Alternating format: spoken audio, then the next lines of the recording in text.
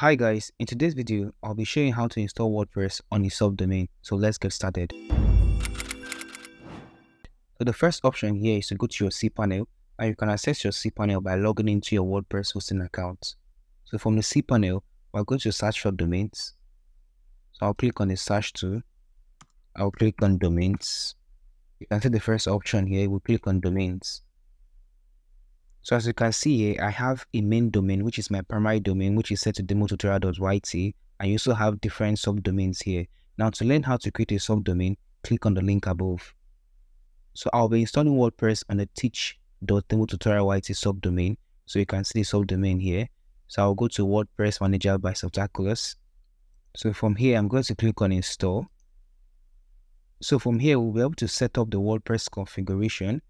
So from the software setup, I have the option to select HTTPS or different options here. I'm just going to leave this as a default setting, HTTPS. And also I'm going to select my subdomain, which is set to teach.demotutorial.yt.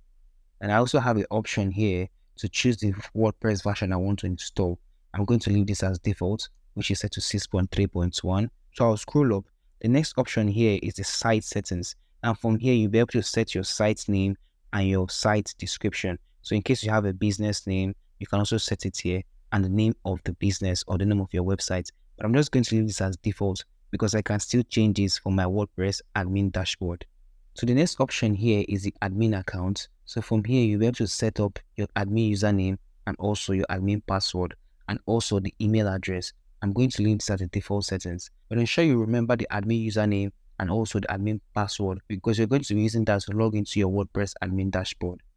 Also, you also have the admin email address, which you can change to any email address. Now, to learn how to set up a custom email address, click on the link above. So I'll scroll up to choose the selected languages. I'm going to leave this as English as default. So the next option here is to select the plugins. And I'm going to leave this as default because I can also install these plugins to my WordPress admin dashboard. So I'll scroll up to the advanced settings. Then we also have the database name. I'm going to leave this as the default settings. Now scroll up to select themes. So here you also have the option to select different themes you want to use. I'm going to leave it as the default settings because I can still install a particular theme in my WordPress admin dashboard. So I'll click on install. So you wait for the installation to finish.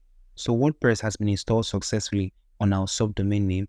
So you can click on the subdomain link here to access your website, or you can also click on the administrative URL link to access your WordPress admin dashboard. So I'll click on this one to access my website, and also this to access my WordPress admin dashboard. So currently guys, we've successfully installed WordPress on our subdomain name. You can see the subdomain name here, and also from our WordPress admin dashboard, you can see the subdomain name here.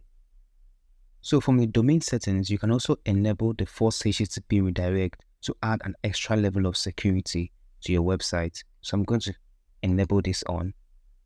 So thank you guys for watching today's video. I hope today's video has helped you out. Like, subscribe, and share. Thank you guys.